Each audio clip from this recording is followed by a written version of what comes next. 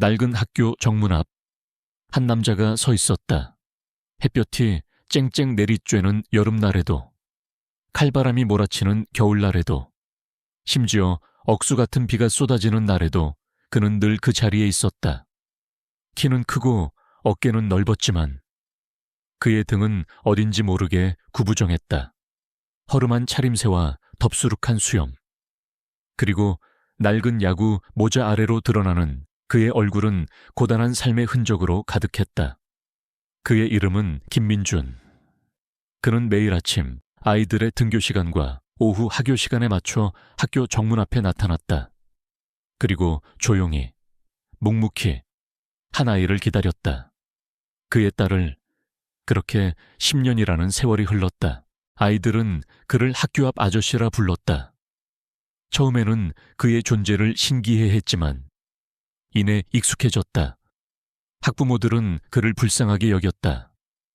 가끔 따뜻한 커피나 빵을 건네는 이들도 있었지만 대부분은 그저 스쳐 지나갔다. 김민주는 그런 시선들에 아랑곳하지 않았다.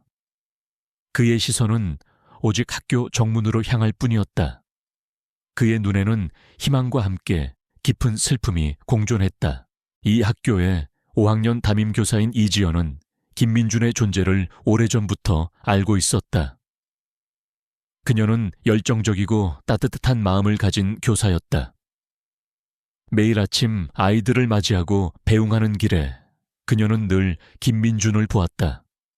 처음에는 그를 그저 별난 학부모 정도로 생각했지만 시간이 지날수록 그의 묵묵한 기다림에 깊은 의문을 품게 되었다. 10년 동안 매일 같은 자리에서 딸을 기다린다니. 평범한 부모의 기다림이라고 하기엔 너무나 집착적이고 너무나 절박해 보였다. 어느 날 이지연은 용기를 내어 김민준에게 다가갔다. 아버님, 안녕하세요. 저는 5학년 2반 담임 이지연입니다. 김민준은 그녀의 목소리에 고개를 돌렸다. 그의 눈에는 순간 경계심이 스쳐 지나갔다. 아, 예. 그의 목소리는 낮고 거칠었다. 혹시 따님이 몇 학년인가요?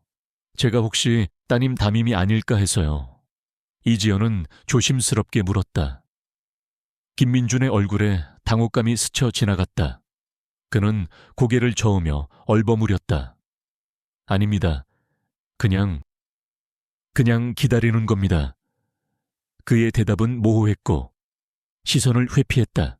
이지연은 그의 태도에서 무언가를 숨기고 있다는 느낌을 받았다. 그녀는 포기하지 않았다. 다음 날 아침, 이지연은 다시 김민준에게 다가갔다. 아버님, 요즘 날씨가 많이 쌀쌀해졌어요. 따뜻한 커피라도 한 잔 드세요. 그녀는 김이 모락모락 나는 커피를 건넸다. 김민준은 망설이는 듯하더니 조심스럽게 커피를 받아 들었다. 그의 손은 거칠고 투박했다. 고맙습니다. 그의 목소리에는 희미한 감사의 마음이 담겨 있었다. 이지연은 그가 커피를 마시는 동안 조심스럽게 학교에 대한 이야기를 꺼냈다. 하지만 김민준은 여전히 자신의 딸에 대해서는 입을 다물었다. 그의 딸이 몇 학년인지, 이름은 무엇인지, 심지어 학교에 다니기는 하는지조차 알 수 없었다. 이지연은 답답함을 느꼈지만 동시에 그의 사연이 더욱 궁금해졌다. 10년이라는 긴 세월 동안 그를 학교 정문에 붙잡아 둔 것은 대체 무엇일까? 그날 오후 이지연은 학생들의 인사를 받으며 교문을 나섰다. 그때 낯선 얼굴의 여학생 한 명이 그녀의 눈에 들어왔다. 전학 온 지 얼마 되지 않은 5학년 2반의 정유진이었다. 유진은 또래 아이들보다 말수가 적고 늘 어딘가 불안해 보였다. 특히 그녀의 왼쪽 손목에는 희미하지만 분명한 흉터가 있었다. 마치 어떤 모양을 따라 새겨진 듯한 흉터였다. 유진은 김민준을 힐끗 보더니 알 수 없는 표정으로 시선을 돌렸다. 그리고는 황급히 학교를 빠져나갔다. 이지연은 유진의 행동에서 묘한 위화감을 느꼈다. 유진의 눈빛은 어딘가 슬퍼 보였고 그녀의 어딘지 모르게 어두운 분위기는 이지연의 마음을 불편하게 했다. 이지연은 정유진에 대한 정보를 찾아봤다. 그녀는 한 달 전 이 학교로 전학 왔다. 부모님과 함께 전학을 왔다고 했지만 전 학교에서는 유진의 기록이 매우 단편적이었다. 이지연은 유진의 담임으로서 그녀에게 좀 더 관심을 기울여야겠다고 생각했다. 며칠 후 이지연은 우연히 김민준이 벤치에 앉아 낡은 수첩을 들여다보고 있는 것을 발견했다. 그의 손에는 빛바랜 사진 한 장이 들려 있었다. 이지연은 조심스럽게 다가가 그의 어깨너머로 사진을 훔쳐봤다. 사진 속에는 앳된 얼굴의 어린 여자아이가 환하게 웃고 있었다. 머리에는 예쁜 머리띠를 하고 있었고 손목에는 희미한 별 모양의 점이 보였다. 그 점은 어딘가 익숙했다. 이지연은 순간 정유진의 손목에 있는 흉터를 떠올렸다. 설마 그때 김민준이 인기척을 느끼고 황급히 사진을 수첩 안으로 집어넣었다. 그의 표정에는 당혹감과 함께 분노가 스쳐 지나갔다. 무슨 짓입니까? 그의 목소리는 이전에 없이 날카로웠다. 이지연은 그의 반응에 당황했지만 이내 침착하게 말했다. 죄송합니다. 제가 실례했습니다. 하지만 아버님 따님 사진인가요? 따님이 별 모양의 점이 있었나요? 김민준의 얼굴은 굳어졌다. 그는 아무 말 없이 자리에서 일어나 학교 정문을 향해 터벅터벅 걸어갔다. 그의 뒷모습은 더욱 구부정해 보였다. 이지연은 그의 뒷모습을 바라보며 깊은 생각에 잠겼다. 사진 속 아이의 별 모양 점, 그리고 유진이의 손목에 있는 흉터, 단순한 우연일까? 아니면 두 사람 사이에 어떤 연결고리가 있는 것일까? 그녀의 직감은 이 모든 것이 단순한 우연이 아니라고 속삭였다. 김민준의 딸과 정유진, 두 사람 사이에는 분명히 어떤 비밀이 숨겨져 있었다. 그리고 그 비밀은 10년이라는 긴 세월 동안 김민준을 학교 정문 앞에 묶어둔 이유와 깊이 연관되어 있을 것이었다. 이지연은 이 수수께끼를 풀어야겠다고 결심했다. 그 안에는 분명히 누군가의 아픔과 진실이 숨겨져 있을 것이었다. 교실 창밖으로 햇살이 쏟아져 들어왔지만 정유진의 얼굴에는 늘 그림자가 드리워져 있었다. 이지연은 유진에게 더욱 세심하게 신경을 썼다. 유진은 수업 시간에는 조용했고 친구들과도 잘 어울리지 못했다. 쉬는 시간에는 주로 창밖을 멍하니 응시하거나 혼자서 그림을 그렸다. 그녀의 그림은 대부분 어두운 색채로 그려진 집과 그 안에 갇힌 듯한 어린 소녀의 모습이었다. 이지연은 유진의 그림에서 알 수 없는 슬픔과 불안감을 느꼈다. 어느 날 이지연은 유진에게 다가가 물었다. 유진아, 혹시 손목에 있는 흉터 괜찮니? 어디서 다친 거야? 유진은 황급히 소매를 내려 흉터를 가렸다. 그녀의 얼굴에는 당혹감과 함께 희미한 공포가 스쳐 지나갔다. 아, 그냥 어릴 때 다친 거예요. 그녀의 목소리는 작고 떨렸다. 이지연은 더 이상 묻지 않았다. 하지만 유진의 반응은 그녀의 의심을 더욱 굳혔다. 이지연은 김민준의 사진 속 아이의 별 모양 점과 유진의 손목 흉터 사이에 연관성을 파고들기로 결심했다. 그녀는 인터넷에서 선천성 혈관종 또는 모반과 같은 피부 질환에 대해 검색했다. 별 모양의 혈관종은 흔치 않지만 불가능한 것은 아니었다. 이지연은 유진의 손목 흉터가 그저 단순한 상처가 아닐 수도 있다는 생각을 지울 수 없었다. 며칠 후 이지연은 체육 시간을 빌미로 아이들의 건강 상태를 확인하는 시간을 가졌다. 유진은 최대한 자신의 손목을 감추려 했지만 이지연은 조심스럽게 유진의 팔을 잡았다. 유진아, 잠시만 팔 좀 보여줄래? 혹시 어디 불편한 데는 없는지 확인하려고. 유진은 마지못해 팔을 걷어 올렸다. 이지연의 눈은 유진의 손목에 있는 희미한 흉터에 고정되었다. 그것은 어릴 적 심한 화상이나 상처로 인해 생긴 듯한 흉터였지만 그 희미한 자국 너머로 별 모양의 흔적이 보였다. 마치 누군가 그 별을 지우려 애쓴 듯한 흔적이었다. 이지연의 심장이 빠르게 뛰었다. 김민준의 사진 속 아이의 손목에 있던 별 모양 점과 완벽하게 일치했다. 단순한 우연이라고 하기엔 너무나도 선명한 증거였다. 유진이 김민준의 잃어버린 딸. 김아름일 수도 있다는 강한 확신이 그녀의 마음속에 자리 잡았다. 그날 저녁, 이지연은 김민준을 찾아갔다. 그는 여느 때처럼 학교 정문 앞 벤치에 앉아 있었다. 이지연은 그의 앞에 앉아 조용히 말을 꺼냈다. 아버님, 제가 오늘 유진이의 손목을 봤습니다. 거기에 별 모양의 흉터가 있었어요. 아버님 사진 속 아이의 손목에 있던 점과 똑같았어요. 김민준의 몸이 굳어졌다. 그의 얼굴은 순간 창백하게 질렸다. 그는 이지연을 쳐다봤다. 그의 눈에는 놀라움과 함께 깊은 절망감이 스쳐 지나갔다. 무슨 소리를 하는 겁니까? 그의 목소리는 낮게 깔렸지만 그 속에는 불안감이 역력했다. 이지연은 김민준의 손에 들린 낡은 수첩을 가리켰다. 아버님 딸 이름이 김아름이죠. 10년 전 혹시 아버님 따님이 실종되거나 그런 적이 있으신가요? 김민준의 손에서 수첩이 떨어졌다. 그의 얼굴은 산산조각 난 듯 일그러졌다. 그의 눈에서 뜨거운 눈물이 봇물처럼 쏟아져 내렸다. 그는 고개를 떨구고 흐느끼기 시작했다.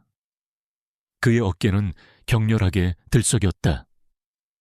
10년 동안 굳게 닫혀있던 그의 마음의 문이 이지연의 질문 한마디에 와르르 무너져 내렸다. 아름이, 내 딸. 그의 목소리는 고통으로 가득했다. 10년 전 학교 앞에서 한눈판 사이에 사라졌어. 그는 힘겹게 입을 열었다. 그의 목소리는 슬픔과 죄책감으로 점철되어 있었다. 그날도 평소처럼 아름이를 학교에 데려다주고 학교 앞에서 기다리고 있었어. 잠시 한눈을 판 사이에 아름이가 사라졌어. 온 동네를 뒤지고 경찰에 신고하고 아무리 찾아도 아름이는 나타나지 않았어. 흔적도 없이 사라져 버렸어. 김민준은 고개를 저었다. 그의 눈에는 그날의 악몽이 생생하게 떠오르는 듯했다. 경찰은 내가 아이를 제대로 돌보지 못했다고 나를 비난했어. 사람들이 모두 나를 이상하게 봤어. 내가 아름이를 잃어버린 못난 아비라고 손가락질했지. 하지만 나는 확신했어. 아름이는 살아있다고. 언젠가 다시 나를 찾아올 거라고. 그래서 매일 학교 앞에서 기다렸어. 아름이가 혹시라도 학교로 돌아오지 않을까 해서. 그의 목소리에는 절박한 희망이 담겨 있었다. 아름이의 손목에는 별 모양의 점이 있었어. 태어날 때부터 있었던 건데 아무리 지우려 해도 지워지지 않는 아름이만의 표식이었지. 이지연은 김민준의 이야기를 들으며 눈물을 흘렸다. 그녀의 직감이 옳았다. 정유진은 바로 김민준의 잃어버린 딸, 김아름이었다. 그녀는 유진의 손목에 있는 흉터가 그 별 모양의 점을 지우려 한 흔적임을 확신했다. 누군가가 유진의 정체를 숨기려 한 것이 분명했다. 아버님, 유진이의 손목에 있는 흉터, 그건 별 모양의 점을 지우려 한 흔적 같아요. 그리고 유진이는 10년 전 실종된 아름이와 나이도 같고 외모도 많이 닮았습니다. 혹시 유진이가 아버님 딸 아름이가 아닐까요? 이지연은 조심스럽게 김민준에게 가능성을 제시했다. 김민준은 이지연의 말에 믿을 수 없다는 듯 그녀를 쳐다봤다.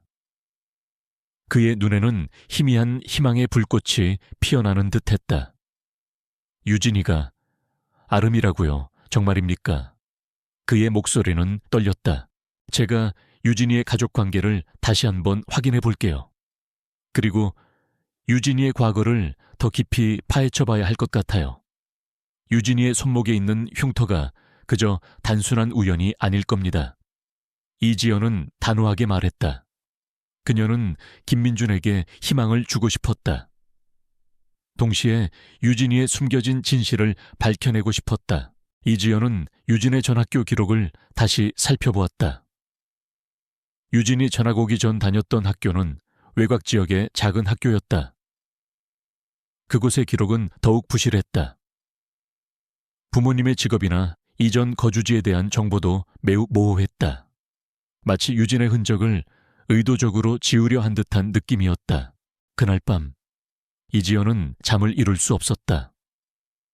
그녀는 김민준의 절박한 눈빛과 유진의 슬픈 눈빛을 번갈아 떠올렸다. 이 두 사람 사이에는 10년이라는 긴 세월 동안 묻혀있던 잔인한 진실이 숨겨져 있었다. 그리고 그 진실은 김민준이 학교 앞에서 10년 동안 딸을 기다린 이유였다. 이지연은 이 수수께끼를 반드시 풀어야겠다고 다짐했다. 그것은 단순한 교사의 의무를 넘어선 한 사람의 인생을 되찾아주는 중요한 일이었다. 그녀는 이제 김민준과 함께 잃어버린 딸을 찾기 위한 긴 여정을 시작해야 했다. 김민준은 이지연의 말에 희미한 희망을 품었다. 10년이라는 긴 세월 동안 굳게 닫혀있던 그의 마음에 한 줄기 빛이 스며드는 듯했다. 유진이 그의 딸 아름이일지도 모른다는 가능성은 그에게 다시 살아갈 이유를 주었다. 이지연은 그런 민준의 눈빛에서 그의 절박한 심정을 읽었다. 그녀는 반드시 이 진실을 밝혀내야겠다고 다짐했다. 이지연은 유진의 전학 서류를 다시 한번 꼼꼼히 살펴보았다. 유진의 가족 사항에는 정훈과 김미영이라는 이름이 부모로 기재되어 있었다. 전학 전 주소는 도시 외곽의 한적한 주택가였다. 그녀는 인터넷으로 정훈과 김미영의 이름을 검색해 보았다. 놀랍게도 정훈은 꽤 유명한 건설회사 대표였다. 하지만 그의 이름 뒤에는 늘 검은 돈, 부동산 비리와 같은 부정적인 연관 검색어들이 따라붙었다. 특히 10년 전 발생했던 한 유아 납치 사건의 용의자로 지목된 적이 있다는 기사도 발견되었다. 증거 불충분으로 풀려났지만 당시에도 많은 이들이 그를 범인으로 의심하고 있었다. 이지연의 심장이 빠르게 뛰었다. 10년 전 유아 납치 사건. 김민준의 딸 아름이가 실종된 시점과 일치했다. 게다가 정훈은 당시에도 유력한 용의자였다. 이 모든 것이 단순한 우연일 리 없었다. 정훈이 김민준의 딸 아름이를 납치하고 정유진이라는 이름으로 신분을 위장하여 키우고 있을 가능성이 높았다. 이지연은 민준에게 이 사실을 알렸다.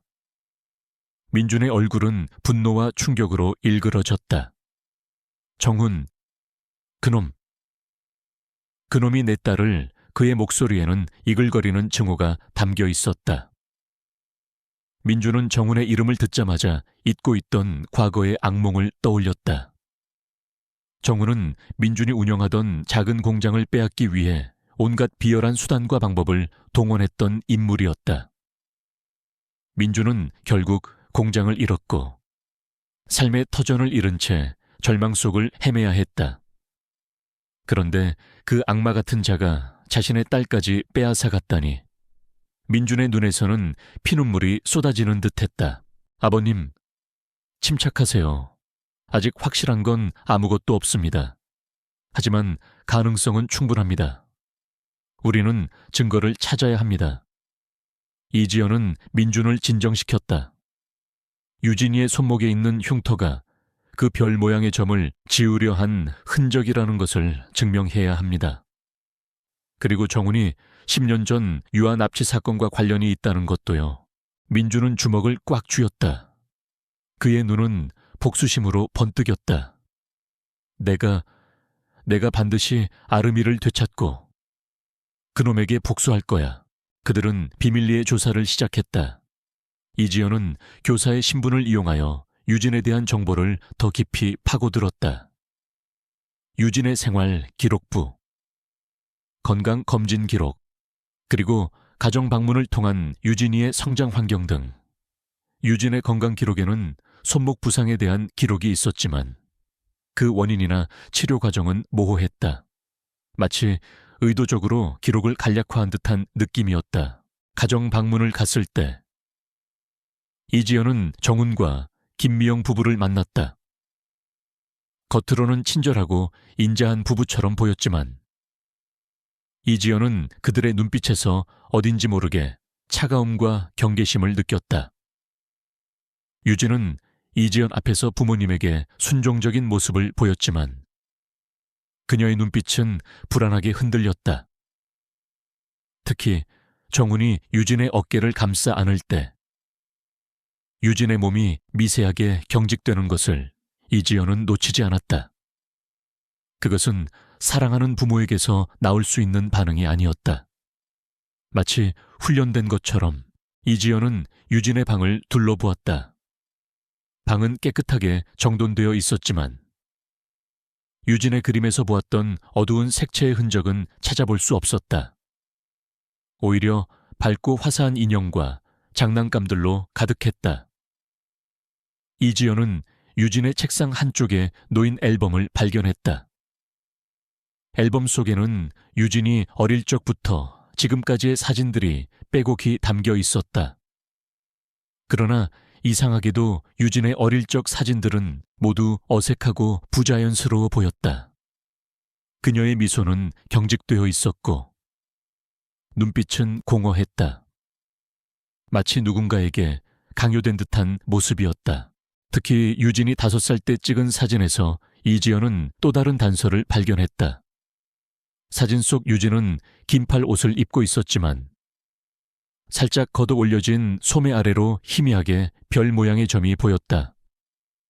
그 점은 이후의 사진들에서는 찾아볼 수 없었다. 이지연은 유진의 손목에 있는 흉터가 그 별 모양의 점을 지우기 위해 고의적으로 만든 상처라는 것을 확신했다. 그날 밤 이지연은 민준에게 유진의 앨범에서 찍어온 사진들을 보여주었다.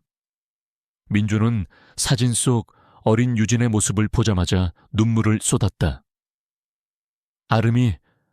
아름이야. 내 딸 아름이. 그는 사진 속 아이가 자신의 딸 아름이라는 것을 한눈에 알아봤다. 얼굴은 조금 변했지만 웃는 모습이나 눈빛은 영락없는 아름이었다. 특히 손목에 희미하게 남아있는 별 모양의 점은 그 어떤 의심도 할 수 없게 만들었다. 민주는 아름이가 자신을 떠난 후 홀로 얼마나 힘든 시간을 보냈을지 생각하며 가슴이 찢어지는 듯했다. 그는 정훈에 대한 복수심에 이를 갈았다. 이제 우리는 유진이가 아름이라는 것을 확신할 수 있어요. 하지만 중요한 것은 유진이의 기억입니다. 유진이가 자신의 과거를 기억하지 못한다면 우리가 아무리 증거를 제시해도 소용없을 거예요. 이지연은 침착하게 말했다. 정훈은 분명 유진이의 기억을 지우려 했을 겁니다. 그들은 유진의 기억을 되살릴 방법을 모색했다. 민주는 아름이와 함께했던 추억들을 떠올렸다. 아름이가 가장 좋아했던 노래, 자주 갔던 놀이터, 그리고 그녀가 아끼던 인형. 이지연은 그런 사소한 것들이 유진의 잠재든 기억을 깨울 수 있을 거라고 생각했다. 한편 정훈은 이지연의 잦은 유진이 방문과 민준의 존재를 수상하게 여기기 시작했다. 그는 이지연의 뒤를 캐기 시작했고 이지연이 민준과 함께 자신의 과거를 파헤치고 있다는 것을 눈치챘다. 정훈의 얼굴에는 냉혹한 미소가 떠올랐다. 그는 자신이 10년 동안 완벽하게 숨겨왔던 비밀이 드러날 위기에 처하자 이지연과 민준을 제거할 계획을 세우기 시작했다. 그날 밤 이지연은 퇴근길에 누군가에게 미행당하고 있다는 느낌을 받았다. 그녀는 불안감에 휩싸여 걸음을 재촉했다. 아파트 현관문에 들어서는 순간 검은 옷을 입은 남자가 그녀의 뒤를 쫓아왔다. 이지연은 비명을 지르려 했지만 남자는 그녀의 입을 틀어막았다. 경고하는데 쓸데없는 짓 하지 마. 정유진은 우리 딸이야. 건드리지 마. 남자의 목소리는 낮고 위협적이었다. 그는 정은의 신복이었다. 이지연은 공포에 질려 몸을 떨었다. 하지만 동시에 그녀의 눈빛은 더욱 단단하게 굳어졌다. 이 위협은 그녀의 결심을 더욱 확고하게 만들었다. 그녀는 이제 더 이상 물러설 수 없었다. 유진. 아니, 아름이를 정은의 소나귀에서 구해내야만 했다. 그녀는 이제 김민준과 함께 목숨을 건 싸움을 시작해야 했다. 그들의 앞에는 거대한 어둠이 드리워져 있었지만 그들은 희망의 불꽃을 놓지 않았다. 정은의 신복이 던진 위협은 이지연의 심장을 얼어붙게 만들었지만 동시에 그녀의 결심을 더욱 확고히 했다. 유진. 즉, 아름이를 정은의 소나귀에서 구해내야 한다는 강한 의지가 그녀의 마음속에서 불타올랐다. 그녀는 이제 더 이상 망설일 수 없었다. 이 싸움은 단순히 한 아이를 위한 것이 아니라 10년 동안 묻혀있던 진실과 정의를 위한 싸움이었다. 이지연은 민준에게 자신이 미행당하고 위협받은 사실을 알렸다. 민준의 얼굴은 분노로 붉게 달아올랐다. 그놈들이 감히 이지연 선생님까지 건드려 그의 주먹이 부들부들 떨렸다. 내가 무슨 일이 있어도 아름이를 되찾고 그놈들에게 모든 죗값을 치르게 할 거야. 민준의 눈빛은 이전보다 훨씬 더 강렬하고 단호해졌다. 그는 더 이상 나약한 아버지가 아니었다. 그들은 유진의 기억을 되살리는 데 집중하기로 했다. 유진의 기억은 김태훈의 범죄를 증명할 가장 강력한 증거가 될 터였다. 이지연은 유진이 자주 그리는 그림에 주목했다. 어두운 색채로 그려진 집과 갇힌 소녀의 모습. 그것은 유진이 무의식적으로 기억하는 과거의 조각일 수 있었다. 유진아, 이 그림에 대해 이야기해 줄 수 있니? 이지연은 유진에게 조심스럽게 다가갔다. 유진은 그림을 힐끗 보더니 고개를 저었다. 그냥 꿈에서 본 거예요. 그녀의 목소리는 여전히 불안정했다. 이지연은 민준에게 아름이가 어릴 적 좋아했던 것들에 대해 더 자세히 물었다. 아름이가 가장 좋아했던 인형, 자주 불렀던 동요, 즐겨 먹던 음식 등 사소한 모든 것들.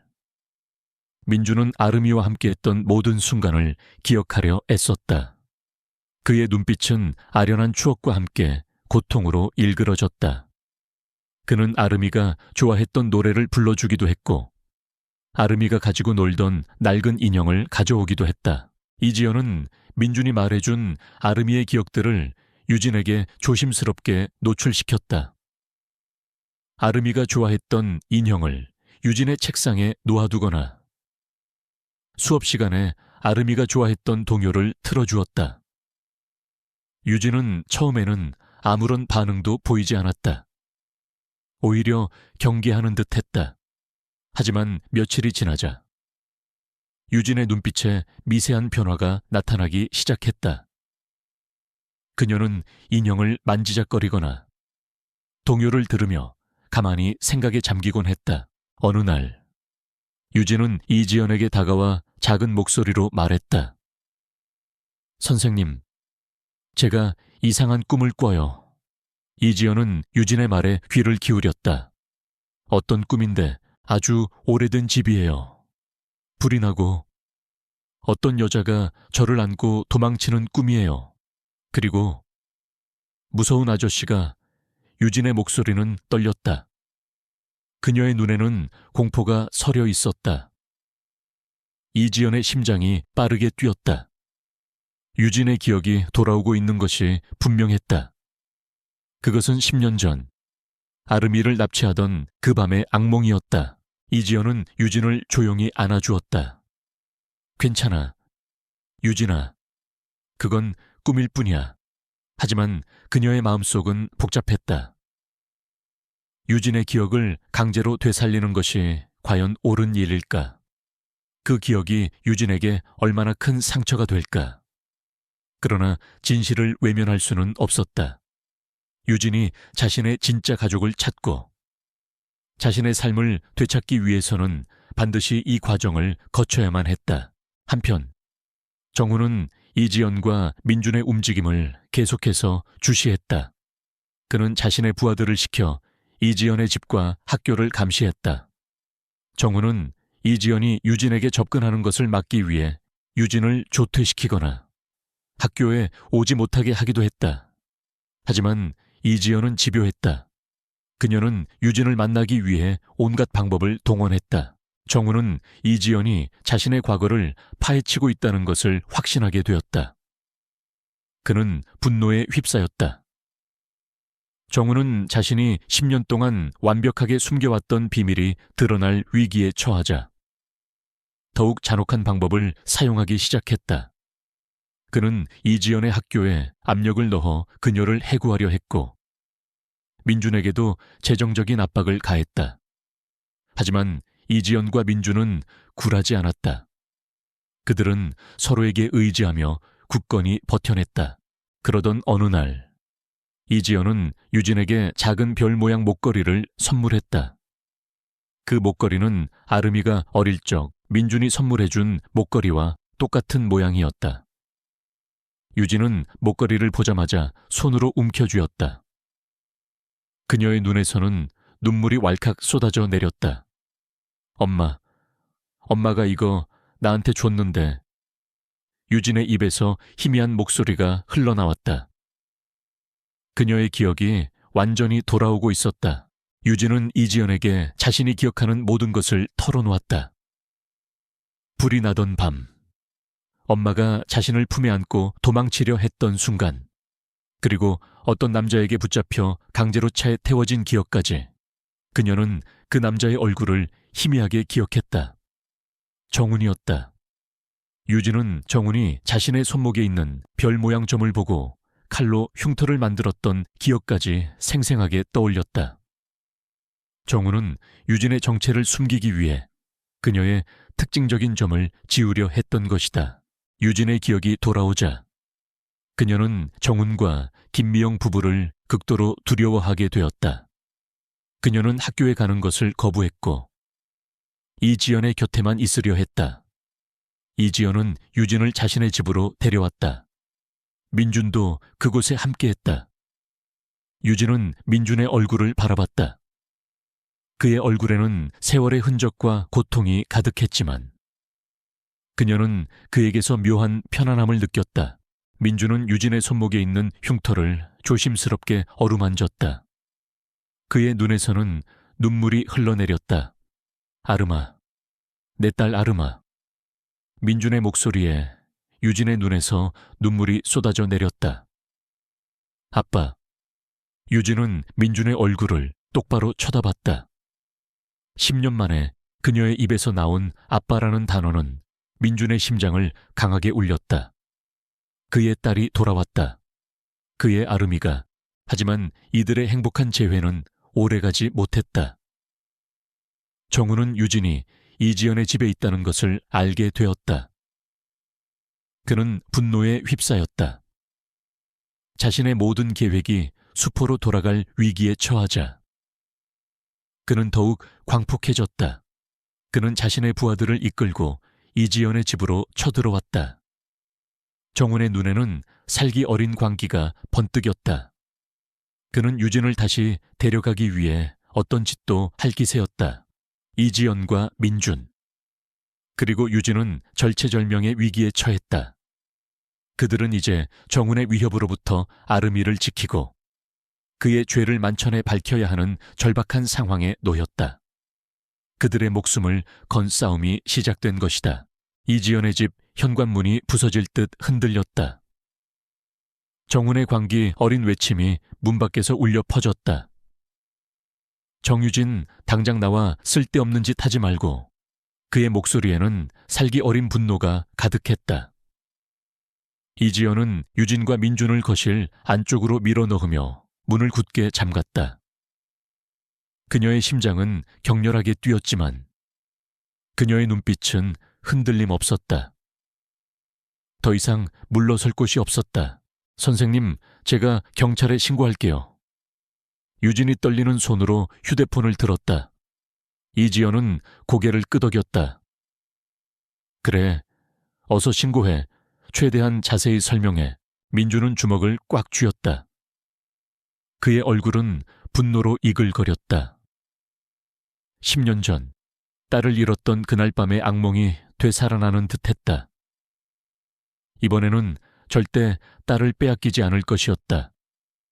내가 놈들을 막을 거야. 이지연 선생님은 아름이를 데리고 뒤로 가 있어요. 민주는 거친 숨을 몰아쉬며 현관문 쪽으로 다가섰다.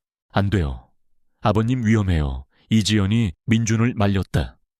정훈의 부하들은 수적으로 우세했고 그들의 손에는 둔기가 들려 있었다. 맨몸으로 그들을 상대하는 것은 무모한 짓이었다. 정훈은 문을 발로 차 부쉈다. 현관문이 와장창 부서지며 정훈과 그의 부하들이 집 안으로 들이닥쳤다. 정훈의 눈은 유진을 향해 있었다. 정유진 이리로 와 내까짓게 감히 날 배신해. 그의 얼굴은 악마처럼 일그러져 있었다. 유진은 공포에 질려 이지연의 뒤로 숨었다. 그녀의 몸은 부들부들 떨렸지만 그녀의 눈빛에는 더 이상 과거의 나약함이 없었다. 그녀는 이제 모든 것을 기억하고 있었다. 자신을 지키려다 희생당한 친어머니, 그리고 10년 동안 자신을 가둬두고 괴롭힌 정훈. 아저씨, 저는 정유진이 아니에요. 김아름이에요. 그리고 아저씨는 내 엄마를 죽였어. 유진이 떨리는 목소리로 소리쳤다. 그녀의 외침은 정훈의 심장을 꿰뚫는 비수 같았다. 정훈의 얼굴은 순식간에 굳어졌다. 닥쳐, 이 버릇없는 계집애가. 정훈이 유진을 향해 달려들었다. 민주는 본능적으로 유진의 앞을 막아섰다. 정훈의 주먹이 민준의 얼굴을 강타했다. 민주는 그대로 쓰러졌지만 유진을 지키려는 그의 의지는 꺾이지 않았다. 이지연은 재빨리 112에 다시 전화를 걸어 상황을 알렸다. 경찰입니다. 지금 강도가 침입했어요. 아이를 납치하려 하고 있어요. 빨리 와주세요. 그녀의 목소리는 다급했지만 동시에 단호했다. 정훈의 부하들이 민준에게 달려들어 그를 제압하려 했다. 민준은 온몸으로 저항했지만 수적으로 열세였다. 이지연은 유진을 데리고 거실 안쪽으로 도망쳤다. 정훈은 그들의 뒤를 쫓았다. 경찰에 신고했어. 너희들은 이제 끝이야. 이지연이 소리쳤다. 정훈은 이지연의 말에 비웃었다. 경찰 그까짓 것들이 날 잡을 수 있을 것 같아. 난 이미 수십 년 동안 이런 일을 해왔어. 흔적도 없이 사라지게 해줄게. 그의 눈에는 섬뜩한 광기가 번뜩였다. 정훈은 이지연과 유진을 구석으로 몰아붙였다. 유진은 공포에 질려 눈을 감았다. 그때 유진의 눈앞에 희미한 잔상이 스쳐 지나갔다. 10년 전 엄마가 자신을 안고 필사적으로 도망치던 모습, 그리고 엄마가 자신을 살리기 위해 몸을 던졌던 그 순간 유진의 눈이 번쩍 뜨였다. 그녀는 더 이상 두려움에 떨지 않았다. 그녀는 자신의 친어머니처럼 자신을 지키기 위해 싸울 것이었다. 유진은 손에 잡히는 화분을 집어들어 정훈을 향해 던졌다. 화분은 정훈의 이마를 맞고 산산조각 났다. 정훈은 비명을 지르며 뒤로 물러섰다. 그의 이마에서는 피가 흘러내렸다. 이 계집애가 감히 정훈이 분노에 휩싸여 유진에게 달려들었다. 그때 민준이 몸을 일으켰다. 그는 피투성이 얼굴로 정훈에게 달려들었다. 내 딸에게서 떨어져. 민준은 정훈의 목을 움켜쥐었다. 10년 동안 쌓였던 분노와 복수심이 그의 몸에서 폭발하는 듯했다. 정훈은 민준의 강한 힘에 밀려 넘어졌다. 민준은 정훈의 멱살을 잡고 그의 얼굴에 주먹을 날렸다. 내 딸을 10년 동안 가둬두고 감히 내 아내를 죽여 내 놈은 절대 용서받지 못할 거야. 민준의 주먹은 분노에 가득 차 있었다. 정훈의 부하들이 민준에게 달려들어 그를 제압했다. 민준은 다시 한번 쓰러졌지만 정훈에게 깊은 상처를 입혔다. 정훈은 이마에서 흐르는 피를 닦으며 유진과 이지연을 노려봤다. 그의 눈에는 살기가 가득했다. 그는 이들을 반드시 제거해야겠다고 결심했다. 그때 멀리서 사이렌 소리가 들려왔다. 경찰이었다. 정훈과 그의 부하들은 당황한 듯 서로를 바라봤다. 정훈은 마지막으로 유진을 향해 손을 뻗었다. 다음에 볼 때는 널 반드시 내 것으로 만들 거야. 그의 목소리에는 섬뜩한 집착이 담겨 있었다. 경찰이 들이닥치자 정훈과 그의 부하들은 도주를 시도했다. 하지만 이미 늦었다. 이지연의 정확한 신고와 민준의 용감한 저항 덕분에 경찰은 정훈과 그의 부하들을 현장에서 체포할 수 있었다. 정훈은 자신의 모든 계획이 수포로 돌아갔다는 것을 깨닫고 절규했다. 그의 얼굴에는 분노와 함께 절망감이 뒤섞여 있었다. 유진은 경찰에 자신이 김아름이라는 사실과 함께 정훈에게 납치되어 10년 동안 감금당했던 모든 사실을 털어놓았다. 그녀의 증언은 정훈의 범죄를 증명할 결정적인 증거가 되었다. 경찰은 정훈의 집과 사무실을 압수수색하여 유진을 납치하고 신분을 위장한 증거들을 추가로 확보했다. 10년 동안 묻혀있던 진실이 드디어 빛을 본 순간이었다. 민준은 유진을 끌어안았다. 10년 만에 되찾은 딸이었다. 그의 눈에서는 기쁨과 함께 안도의 눈물이 흘러내렸다. 아름아, 내 딸 아름아. 유진도 민준의 품에 안겨 흐느꼈다. 그들의 재회는 고통스러웠던 10년의 세월을 보상이라도 하듯 뜨거웠다. 이지연은 그들의 모습을 보며 눈물을 흘렸다. 그녀의 노력과 용기가 마침내 결실을 맺은 순간이었다. 정훈은 이제 법의 심판을 받게 될 것이고 아름이는 자신의 진짜 삶을 되찾을 수 있을 것이었다. 이 모든 것이 한 아버지의 10년 동안의 기다림에서 시작된 일이었다. 그리고 그 기다림은 마침내 한 가족의 비극을 끝내고 새로운 희망의 시작을 알렸다. 경찰서 취조실에는 정훈의 악에 바친 비명이 울려 퍼졌다. 그는 자신이 체포된 사실을 믿을 수 없다는 듯 날뛰었지만 유진의 명확한 증언과 이지연, 민준이 제시한 증거들 앞에서 그의 모든 거짓은 산산조각 났다. 10년 전 유아 납치 사건은 다시 수면 위로 떠올랐고 정훈은 이번에는 결코 빠져나갈 수 없었다. 그의 얼굴은 분노와 함께 끔찍한 절망감으로 일그러졌다. 그는 모든 것을 잃었다는 것을 직감했다. 민준은 병원에서 치료를 받았다. 정훈의 부하들에게 맞은 상처는 깊었지만 그의 얼굴에는 고통 대신 희미한 미소가 떠올랐다. 그의 옆에는 유진. 이제는 김아름이 된 그의 딸이 앉아 있었다. 아름이는 민준의 손을 꼭 잡고 있었다. 10년이라는 긴 세월 동안 서로를 그리워했던 부녀는 이제야 비로소 온전한 가족이 되었다. 아빠, 미안해요. 내가 너무 늦게 알아봐서. 아름이의 눈에서는 눈물이 흘러내렸다. 민준은 아름이의 머리를 쓰다듬었다. 아니야. 아름아, 아빠가 미안해. 아빠가 널 지키지 못해서, 널 혼자 두게 해서. 그의 목소리도 울먹였다. 그들의 재회는 슬픔과 기쁨이 뒤섞인 복잡한 감정의 덩어리였다. 이지연은 아름이와 민준의 모습을 보며 따뜻한 미소를 지었다. 그녀는 아름이가 겪었던 고통과 민준의 10년 동안의 기다림을 누구보다 잘 알고 있었다. 이제 그들에게 평화가 찾아온 것이다. 경찰 조사가 진행될수록 정훈의 추악한 민낯이 드러났다. 10년 전 그는 민준의 공장을 빼앗기 위해 온갖 악행을 저질렀고 그 과정에서 민준의 아내와 아름이를 해치려 했다.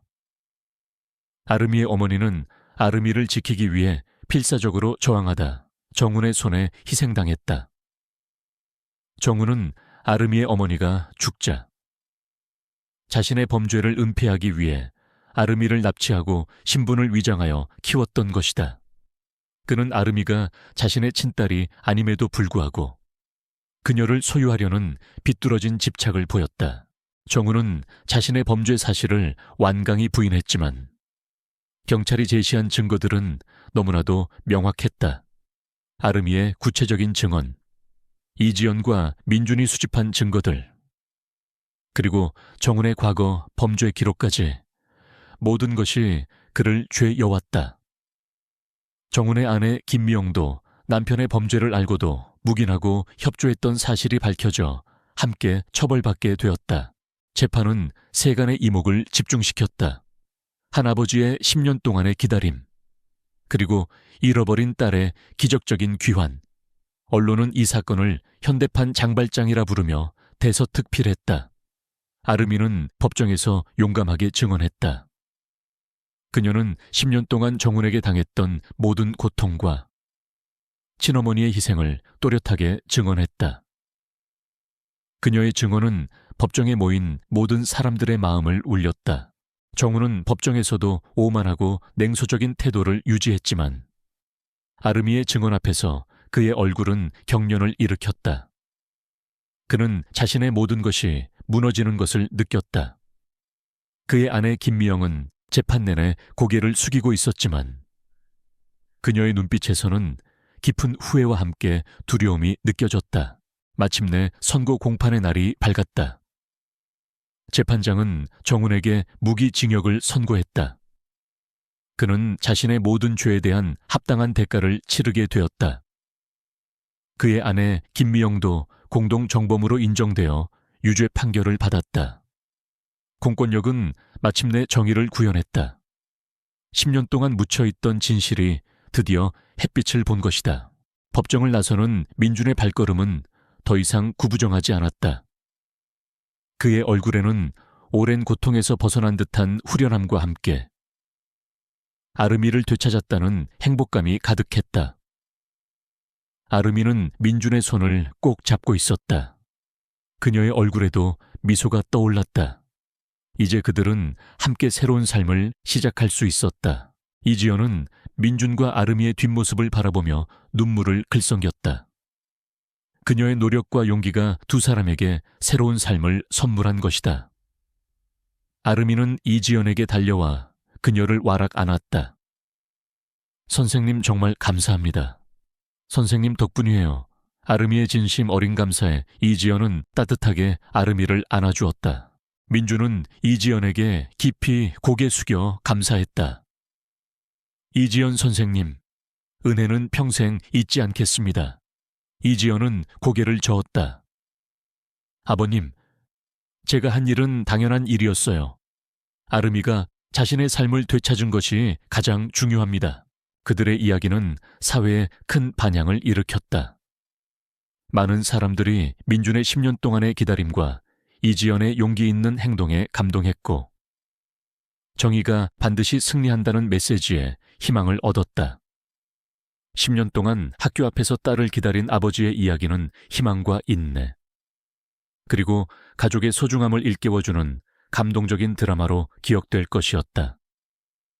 이제 아름이는 더 이상 과거의 그림자에 갇히지 않을 것이었다. 그녀는 자신의 진짜 이름, 김아름으로 새로운 삶을 시작할 수 있었다. 그녀의 눈앞에는 밝은 미래가 펼쳐져 있었다. 법정에서의 선고는 정훈과 그의 아내에게 합당한 대가를 치르게 했지만 아름이와 민준에게는 긴 고통의 터널을 지나온 끝에 찾아온 한 줄기 빛과 같았다. 민준은 아름이의 손을 잡고 법원을 나섰다. 10년 동안 무거운 짐처럼 그의 어깨를 짓눌렀던 기다림은 이제 아름이를 되찾았다는 기쁨으로 대체되었다. 그의 얼굴에는 오랜만에 희미하지만 진정한 미소가 떠올랐다. 아름이는 민준의 옆에서 걸었다. 그녀의 눈빛은 아직 완전히 평온하지는 않았지만 이전의 불안과 공포 대신 새로운 희망과 안도감이 깃들어 있었다. 10년이라는 세월 동안 잃어버렸던 자신의 진짜 이름. 김아름을 되찾은 그녀는 이제 정유진이라는 가짜 이름 뒤에 숨겨진 그림자에서 벗어나 비로소 자유로워졌다. 이지연은 민준과 아름이의 모습을 흐뭇하게 바라봤다. 그녀의 마음속에는 따뜻한 감동과 함께 깊은 만족감이 차올랐다. 그녀는 아름이와 민준의 곁에서 그들이 새로운 삶을 시작할 수 있도록 묵묵히 도울 것이었다. 가장 먼저 아름이에게는 심리치료가 필요했다.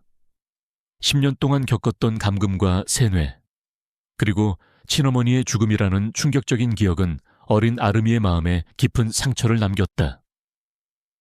이지연은 아름이가 좋은 상담사를 만날 수 있도록 도왔고, 민주는 아름이가 치료에 전념할 수 있도록 옆에서 지지해 주었다.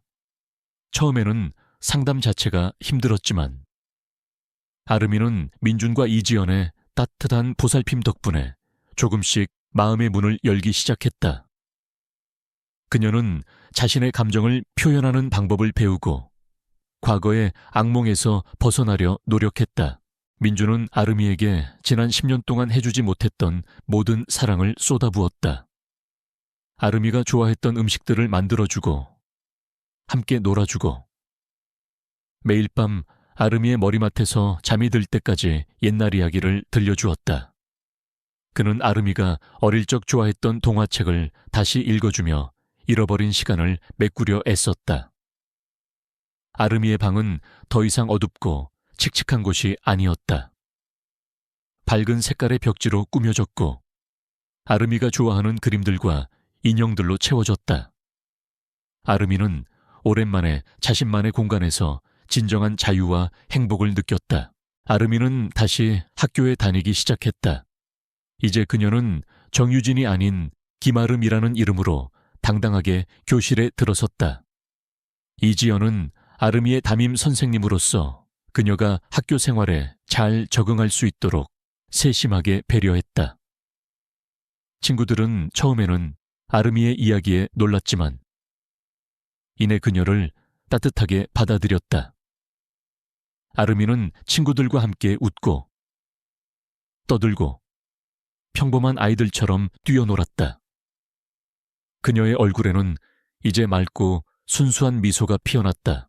민주는 더 이상 학교 정문 앞에서 딸을 기다리지 않았다. 그의 기다림은 끝났다. 이제 그는 아름이와 함께 집으로 돌아가고 함께 저녁 식사를 하고 함께 잠자리에 들었다. 그의 삶은 더 이상 텅 비어 있지 않았다. 사랑하는 딸의 존재로 가득 채워졌다. 그는 아름이가 학교에서 돌아올 시간이 되면 집 앞에서 그녀를 기다렸고 아름이와 함께 손을 잡고 동네를 산책하기도 했다. 평범하지만 소중한 일상이었다. 몇 년 후 아름이는 고등학생이 되었다. 그녀는 밝고 긍정적인 성격의 소녀로 성장했다. 학업에도 뛰어났고 친구들과의 관계도 좋았다. 그녀의 손목에 있는 별 모양의 흉터는 이제 그녀에게 아픈 기억이 아닌 자신을 강하게 만들어준 상징이 되었다. 그녀는 자신의 경험을 바탕으로 억울한 사람들을 돕는 법률가가 되기로 결심했다. 특히 아동학대나 납치 사건의 피해자들을 돕고 싶었다. 민주는 아름이의 든든한 버팀목이 되어주었다.